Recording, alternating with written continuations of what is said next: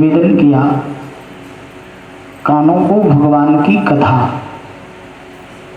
और जिन कानों ने भगवान की कथा नहीं सुना वो कान कैसे हो।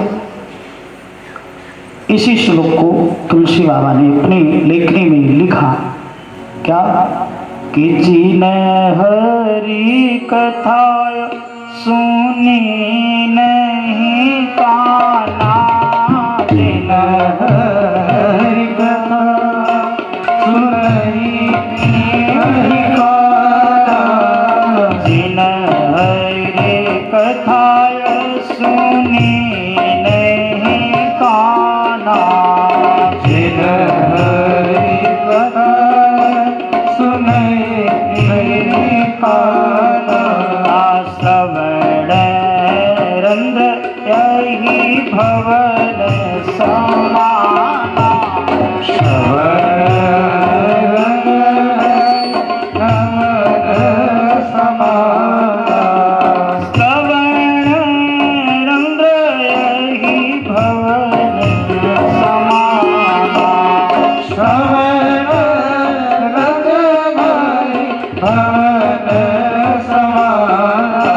जिन कानों ने भगवान की कथा को नहीं सुना वो कान नहीं है। फिर कहा महाराज, और कान की बात छोड़ो, नयन ने संत दरस नहीं देखा, नयन ही संत दरस नहीं देखा, नयन संत दरस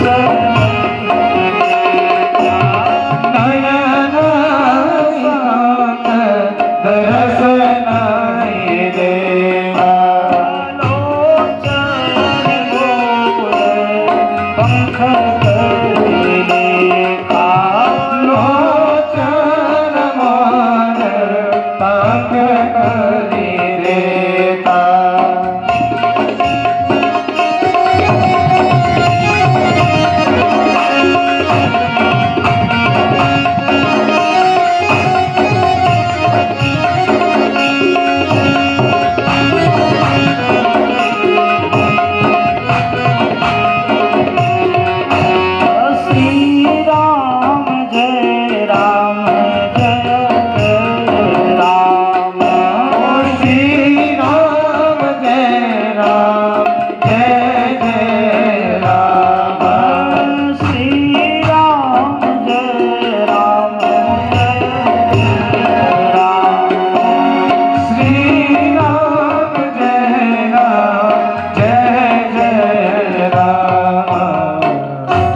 जिन नेत्रों ने परमात्मा का दर्शन नहीं किया वो नेत्र नहीं है।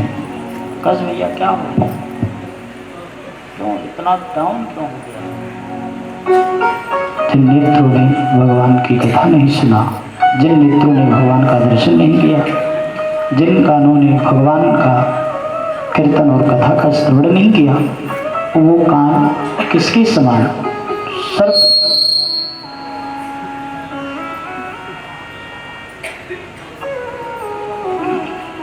भैया कल से व्यवस्था तुम्हें बनाना पड़ेगा, किससे भी की जो परमात्मा की कथा का हमेशा श्रवण करे वही कान हमारे श्रेष्ठ बताए गए। फिर कहा महाराज और क्या इससे लाभ है? कोई और भी लाभ है? बताया, काल ब्याल महात्रास विघ्नस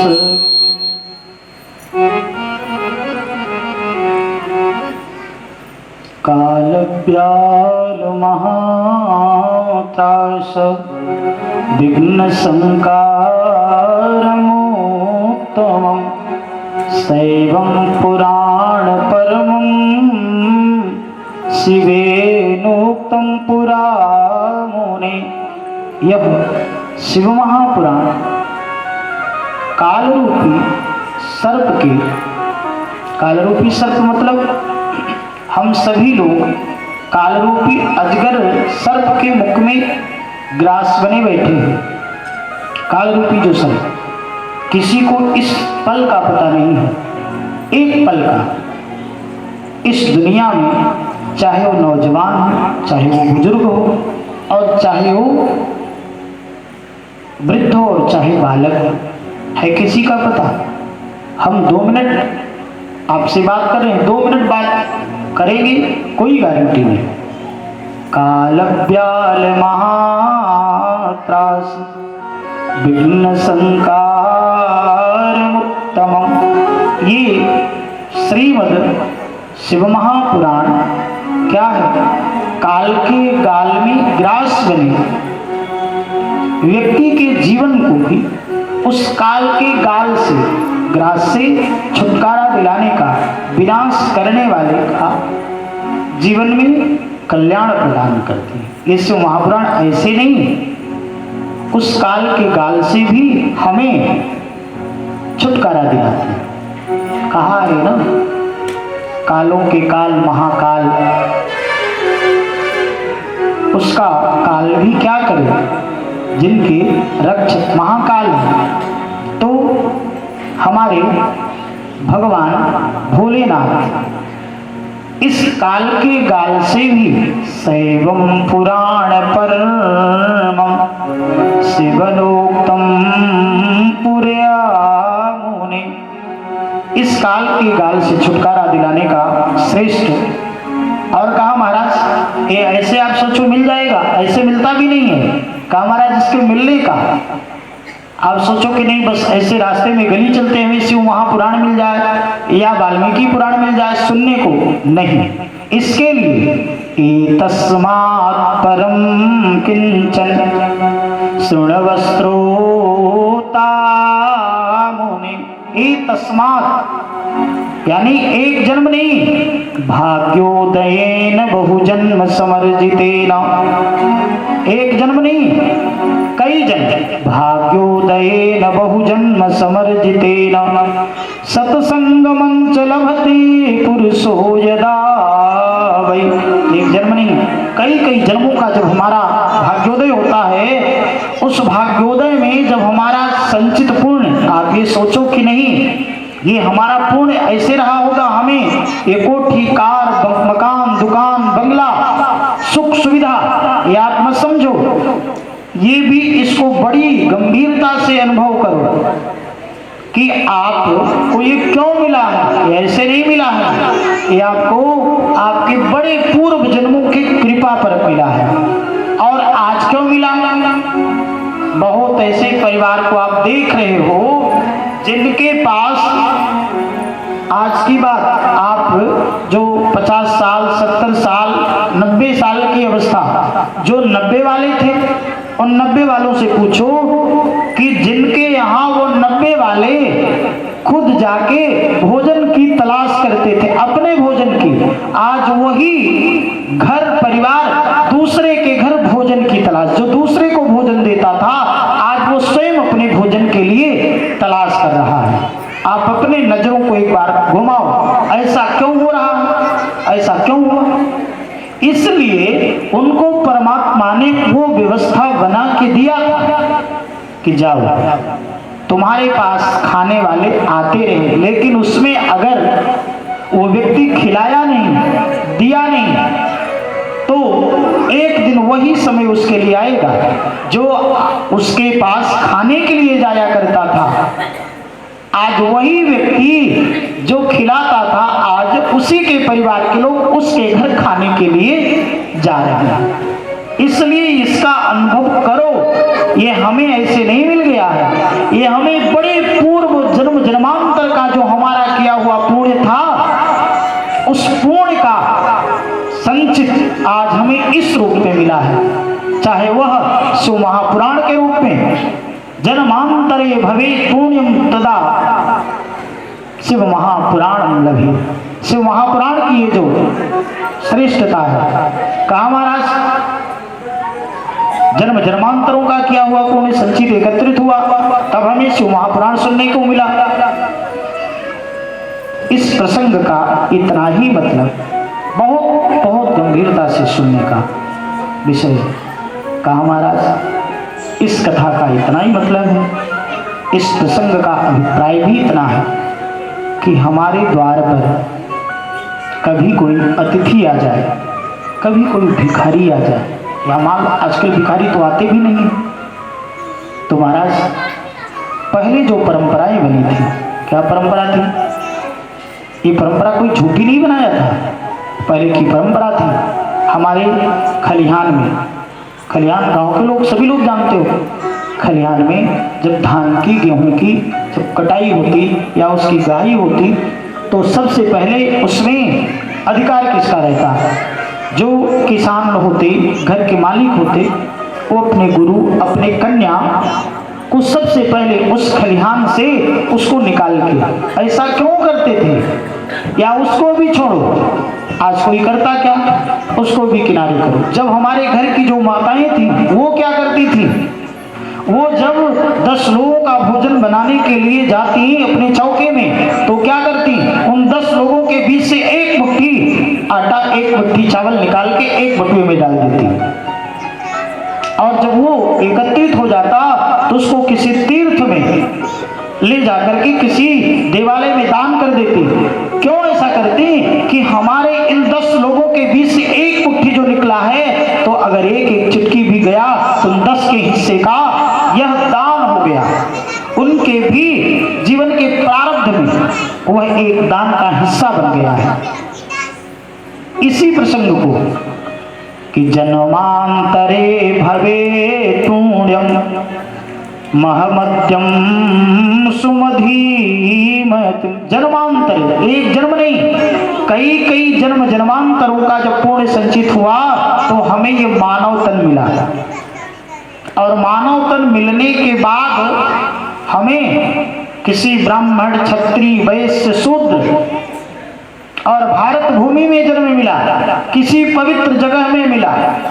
पहले तो हमें मानव का तन, मान लो अगर ये मानव का तन में देते, मच्छर बना देते, मक्खी बना देते, कुत्ते सुगर बना देते, तो क्या करते? अब मान लो थोड़ी देर के लिए, मान लो मच्छर नहीं बनाया, कोई और वर्ग नहीं बनाया, मानव ही बना दिया। मानव बनाने के बाद आंख नहीं दिया कि ये दुनिया बड़ी सुंदर है, क्या आप लाखों नहीं कितना भी द्रव्य लगा के आंख ले लोगे? क्या ज्योति ले लोगे? जरा अनुभव करो। इस प्रसंग से परमात्मा ने हमें पहले मानव तन दिया, और मानव तन देने के बाद हमें ये सोचने की, चलने की, कार्य करने की ये सारी क्षमताएं प्रदान किया। आंख न देता, बोलने की शक्ति न देता, या एक कोई भी अंग, कुछ भी जरा थोड़ी देर के लिए विचार कर कि न मिलता तो हम कुछ करते क्या? लेकिन परमात्मा की कृपा का अनुभव भाजन बनो कि भगवान हमारे जीवन में कितनी बड़ी कृपा किया है। और जब वो कृपा बनती है, कहा तुलसी बाबा ने कि एक जन्म नहीं, बड़े भागी मानुष तन पावा, बड़े भाग मानुष तन पावा, बड़े भाग्य मानुष तन पावा, बड़े भाग्य मानुष तन पावा, सुर दुर्लभ सद ग्रंथ गावा, सुर दुर्लभ सद ग्रंथ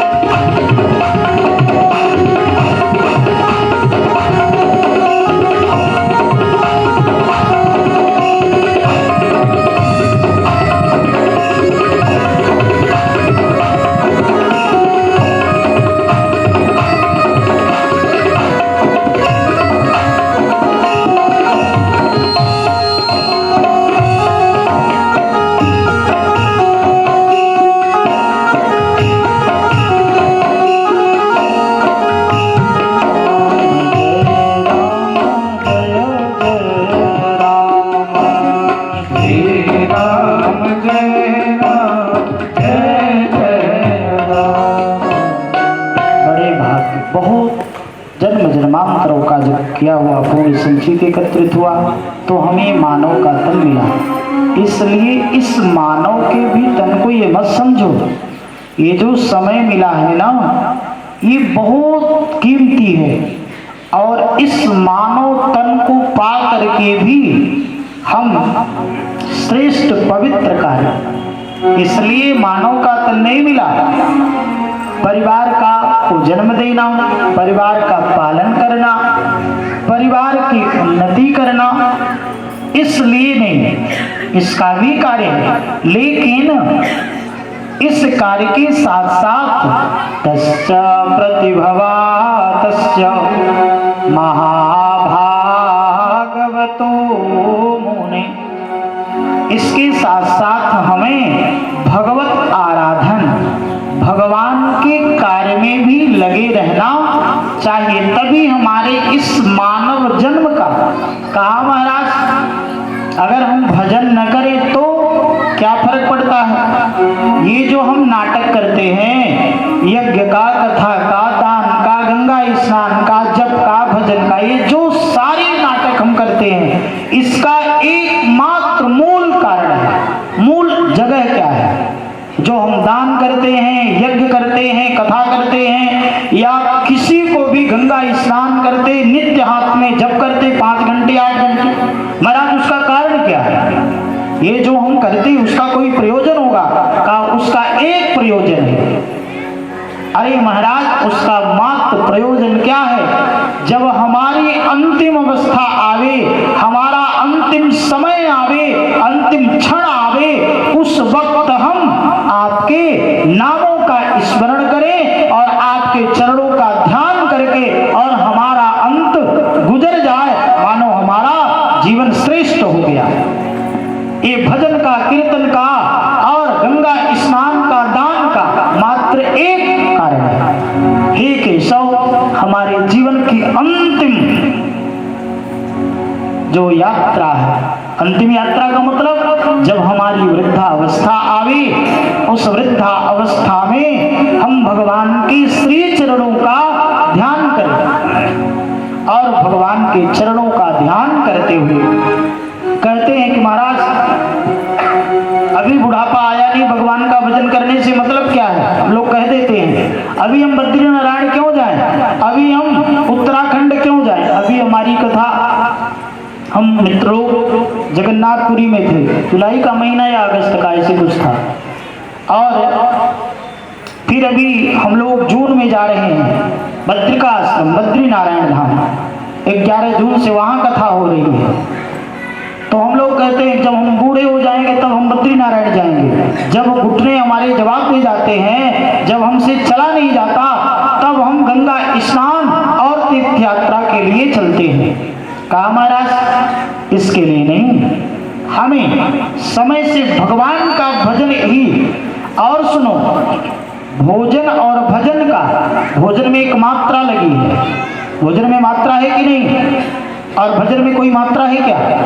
भोजन की मात्रा का मतलब उसका एक समय, भोजन में जो मात्रा, यानी आप 4 की जगह 8 रोटी खाओगे तो पेट गड़बड़ नहीं होगा, इसीलिए उसमें मात्रा बताया भोजन। और भजन में कोई मात्रा है क्या। या कोई ये कह दे कि भजन करने से किसी का मन, किसी का पेट, किसी का मस्तिष्क खराब हुआ है, कोई जानता है क्या। भजन करने से किसी का मन खराब हुआ हो, किसी का मस्तिष्क खराब हुआ हो, या किसी का पेट खराब हुआ हो, किसी का परिवार खराब हुआ हो, कोई बताने वाला है। भजन करने से तो माइक वाले तुम ऐसे टेटे करोगे तो हमारा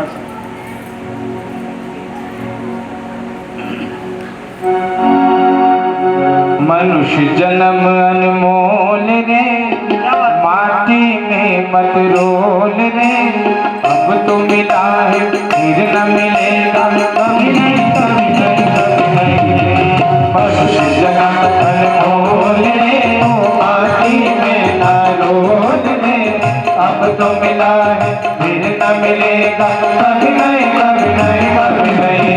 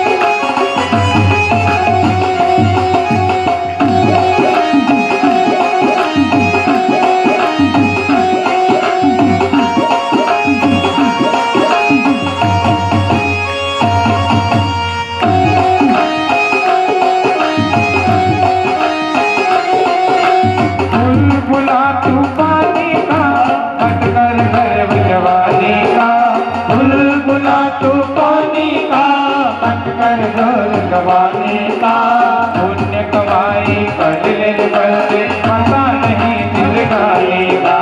पुण्य कमाई कर ले बंदे पता नहीं दिल गाएगा। सबसे मीठा बोल ले माटी में बोल ले। अब तो मिला है फिर न मिलेगा कभी नहीं कभी नहीं कभी नहीं। बोल ले तू माटी में ना रोल ले। अब तो मिला है फिर न मिलेगा कभी नहीं कभी नहीं कभी नहीं।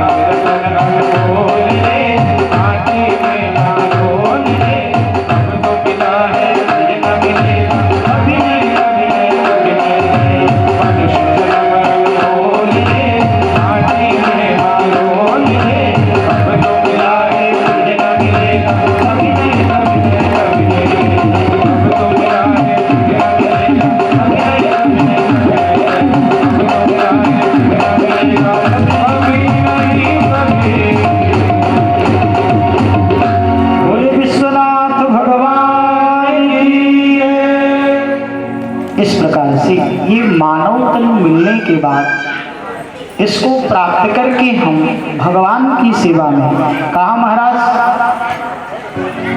इसको प्राप्त करके हम भगवान की सेवा में लगे रहे। यही हमारी मानवतन पाने की श्रेष्ठता है और यही हमारा सबसे बड़ा यज्ञ करना, दान करना, गंगा स्नान करना या इस मानव को पाने का मार्ग एक ही कि हमारे जीवन से भजन बने। हम किचन में जाएं, हम बच्चे को नहलाएं, हम बच्चे को खिलाएं, हम खेत पे, हमारा मुख तो काम नहीं कर रहा है ना, हम बस कुछ न गाओ यार, कुछ नहीं। आप सोचते हो महाराज हमको संस्कृत पढ़ना नहीं आता, हमको कुछ नहीं, खाली आप इतना जीवन में उतार लो। क्या? सीताराम सीताराम सीताराम जय सीताराम, सीताराम सीताराम सीताराम जय सीताराम, सीताराम सीताराम सीताराम जय सीताराम, सीताराम सीताराम सीताराम जय सीताराम, सीताराम सीताराम सीताराम जय सीताराम, सीताराम सीताराम सीताराम जय सीताराम। जीवन में बस इतनी ही बात और कुछ भी नहीं की। आप खेत पे गए, आप मस्ती में अपने खेत के खलिहान में, खेत की कटाई में, जैसे धान का सीजन आ गया, जाओ खेत पे और खेत की कटाई करते हुए बस मस्ती में हाथ भी चल रहा है। सीताराम सीताराम सीताराम जय सीताराम, सीताराम सीताराम सीताराम जय सीताराम। और इसके बाद खेत की बात छोड़ो, खलिहान की बात छोड़ो, हम किचन में गए, उस समय भोजन बना रहे हैं, सब्जी में हमने जीरा डाल दिया है, घी डाल दिया है और बस सब्जी आपकी चल। सीताराम सीताराम सीताराम जय सीताराम, सीताराम सीताराम सीताराम जय सीताराम। जीवन का महामंत्र है। कुछ भी मत करो, कहीं आपको न मंदिर जाने की, न देवालय जाने की, कहीं जाने की जरूरत नहीं है। अपने किचन में रहो, अपने घर परिवार में रहो, अपने समाज में रहो, जीवन में मंत्र मिल जाए। इस मंत्र का हर पल और भगवान भोलेनाथ का यह सबसे प्रिय महामंत्र है। भगवान भोलेनाथ इसी मंत्र को जप करके और अपने इष्ट को, प्रभु श्री राम को अपने जीवन का सबसे प्राप्त कर दिया। इसलिए बंधु, हम जिस परिस्थिति में, जिस उसमें रहें, प्रभु श्री राम का स्मरण करें। इस मानव तन को पाने के बाद यही हमारी सबसे बड़ी उपलब्धि है। इसके लिए नहीं, परिवार का पालन तो कुकर सुकर भी करते हैं, बच्चों का प्रजनन छोटे छोटे जीव भी करते हैं कि नहीं करते? और लेकिन बस उनमें और हमें अंतर क्या है?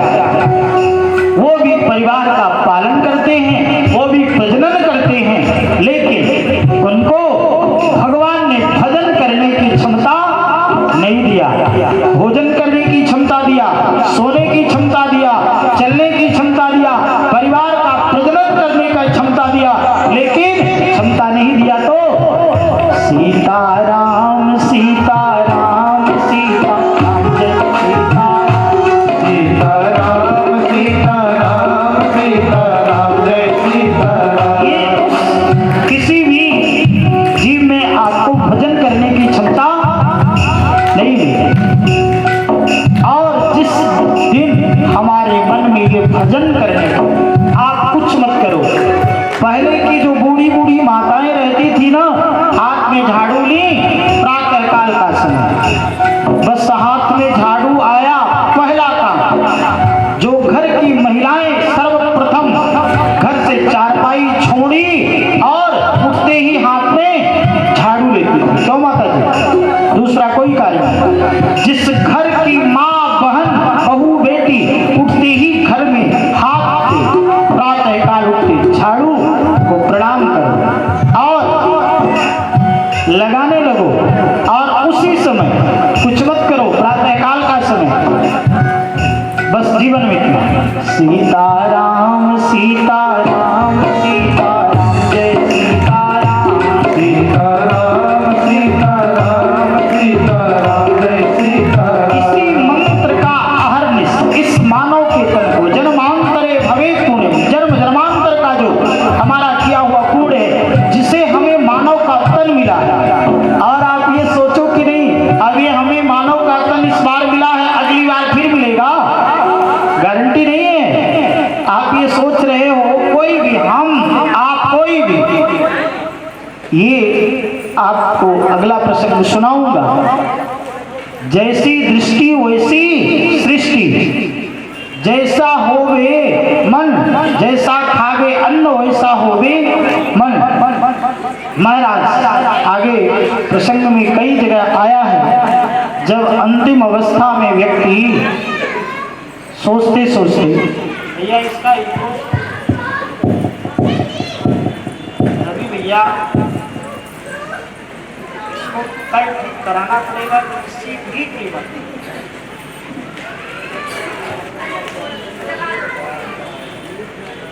तो निवेदन कर रहा था क्या कि जन्मांतरे भविष्य में, जन्मांतरों के उसमें कहा महाराज फिर क्या। और इस शिव रूपम चितो गेया सेवनीयम च सर्वथा। और ये शिव महापुराण महाराज एक दो दिन सुनने की भी नहीं है, इसको सुनते जाओ सुनते जाओ सुनते जाओ।